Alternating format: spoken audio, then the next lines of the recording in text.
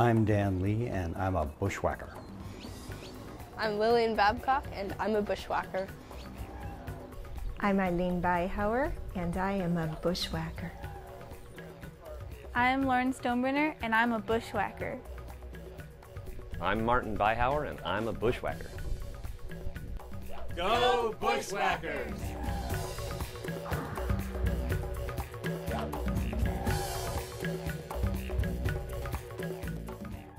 Well, a green Birdathon means you're not driving. It means you're going to be walking or riding a bike, which puts a whole new a challenge on the event. But it also makes it a lot more fun, as we found out. Well, my girlfriend is a birder, and she actually sort of dragged me into birding, and I've really learned a lot, and I call myself an associate birder because I kind of hang around birders.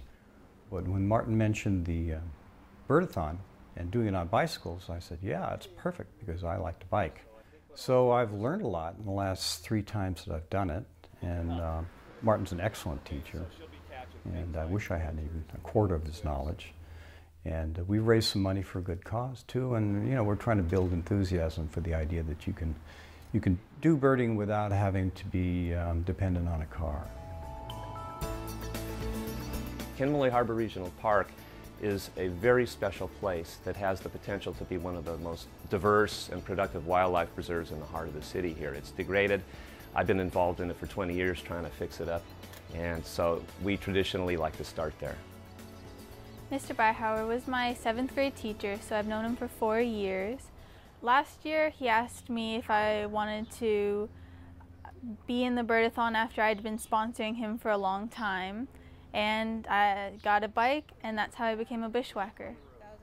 One day Lauren Stonebrenner came up to me at school and said, you know, my other friend can't come with me, and why don't you come along? And so I said, you know, I'll think about it. And Mr. Beihauer took that as a definite yes. And so, I mean, that kind of really made me excited about it and excited to be part of this group. And I'm really glad I did it. Mr. Beihauer, I got a hawk. I don't know what type it is, though. Where? Okay, so it's on the light pole at 12 o'clock from me. You coot? Yeah, let's add coot. American coot. Marsh wren. Oh yeah, I got that. Good. Yeah, this is the Bonaparte gulls. Cool. The thing about Harbor Park is the longer you stay there, the more you see, and the hardest thing about doing a Birdathon is deciding when the cost-benefit ratio has maxed out. And when diminishing returns start to happen, then you gotta leave. And I love Harbor Park, so I always hate leaving Harbor Park, so it's really hard to tear me away. I get about 44. I guess that's a good start. I mean, because the thing is, we're gonna see a lot of birds today, and we got a lot of the ones that we had to get here.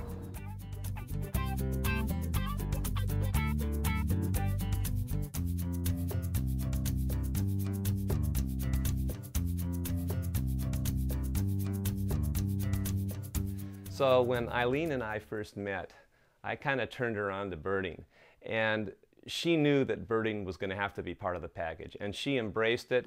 I got involved in the Birdathon as a result of the persuasion of my husband, Martin, who sort of bushwhacked me into this endeavor. And she has embraced it and loves it. And she loves the challenge of a Birdathon. And I enjoyed the Birdathon every year, being of a competitive spirit. And so I was thrilled a couple of years ago when she offered to be the walking team for our Birdathon. And so she walked over to a very special place that we did not have time to hit on bike, Madrona Marsh. I love Madrona Marsh. You feel as if when you're in the middle of it that all of the modern life just sort of melts away. So glad to see you. I arrived at Madrona Marsh at 8 a.m. Tracy was expecting me, and she let me in through the gate. Tracy Drake is the director at the Madrona Marsh, and she knows where to find things on the marsh and what has been seen and what we can expect to see.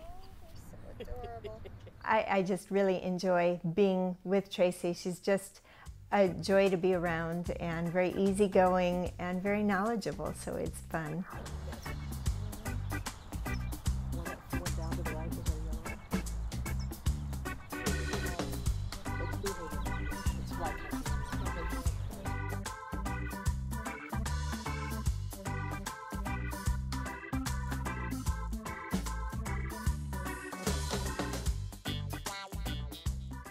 From Harbor Park, we shot on over to the LA River. That's a very long but very bike-friendly ride. The LA River, it's interesting. There's some species that use it as a staging area. Most of our wetlands are gone in California, so we might get some migratory shorebirds and ducks and things like that that are getting pretty hard to find at this time of the year. And almost anything can show up down there, and it's a good avenue to take to get to some of the inland sites we wanted to see.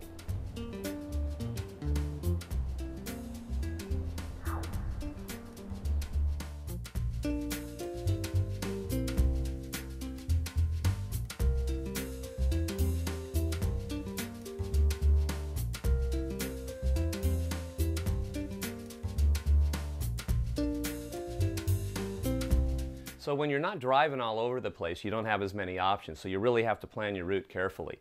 And we wanted to try to find the 4 different sets of species that are possible on any given birdathon.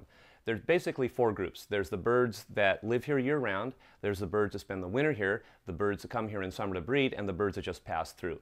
So the trick is to get that perfect sweet spot in between where everybody's here at the same time. DeForest Park is the place where we hope to see some of those really pretty little gems, those neotropical migrants that are on their way all the way up to the Canadian Shield and the Arctic to breed. Things like warblers, vireos, tanagers, grosbeaks, all of those great, really pretty little birds. Hey, there's a warbler it was either the flycatcher, the Pacific slow flycatcher, or a warbler just went up there. I've only been birding for about a year, so the best part about yesterday was having Mr. Beihauer help me in identifying all the new species of birds that I'd never seen before. When I was a kid, we had these popsicles. I don't know if they still have them, little big sticks with the do. red and then the yellow. Yeah.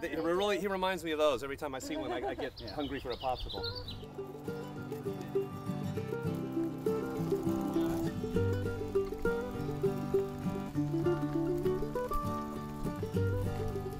Excellent bird, you guys. Olive-sided flycatcher. There's a dozen western tanagers here. We're not leaving this spot till we get at least 8 new birds. Now 7, okay? So. Well, DeForest Park gave us some real gems, but it didn't give us the diversity, the numbers of species that we'd hoped for. Okay, so where are we at, Lauren? 75 species. Well, that's not too bad. Can we get 36 more? That's our goal. No problem, right?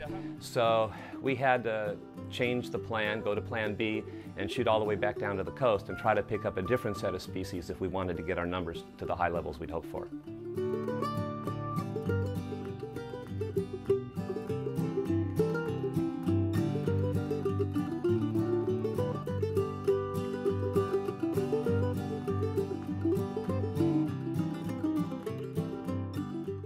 Well, the long, hard ride down to Cabrillo proved to be worth it, as I knew it would, because Cabrillo is right at the place where the Palos Verdes Peninsula sticks out into the ocean.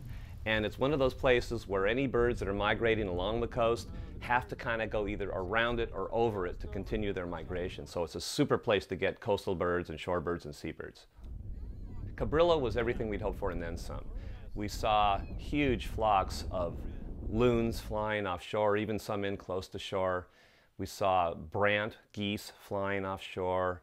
We got a kingfisher that I hadn't expected, and a real treat was the flock of over 200 black skimmers that were on the beach there.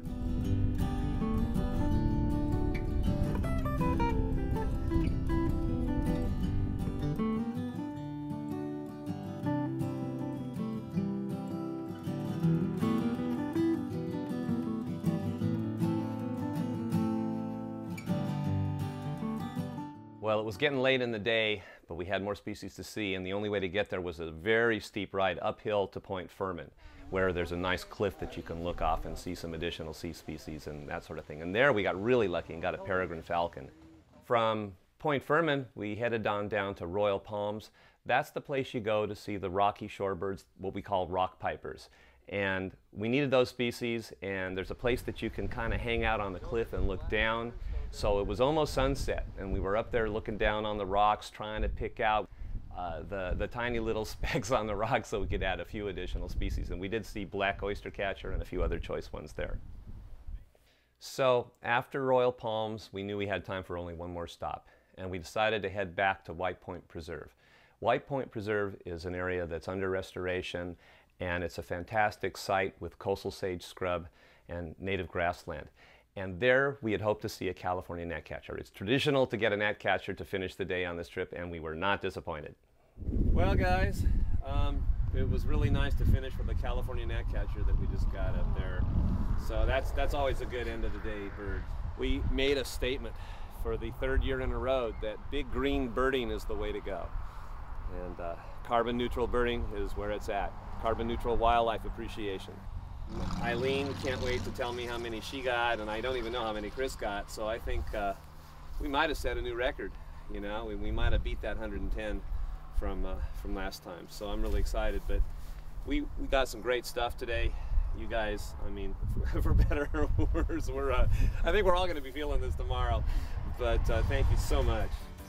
Knowing that the Birdathon is going to raise money to help the environment is really what kept me going when I didn't feel like biking anymore. This Birdathon made me feel excellent about helping a good cause. It's a great way to raise money for the PV South Bay Audubon. We basically have succeeded not only in raising some cash, we succeeded in promoting the idea of enjoying nature in a green, responsible way. I'd really like to thank the Bushwhackers. My team really gave it their all, as they always do. And I'd also like to thank PV South Bay Audubon for supporting the idea of a green Birdathon.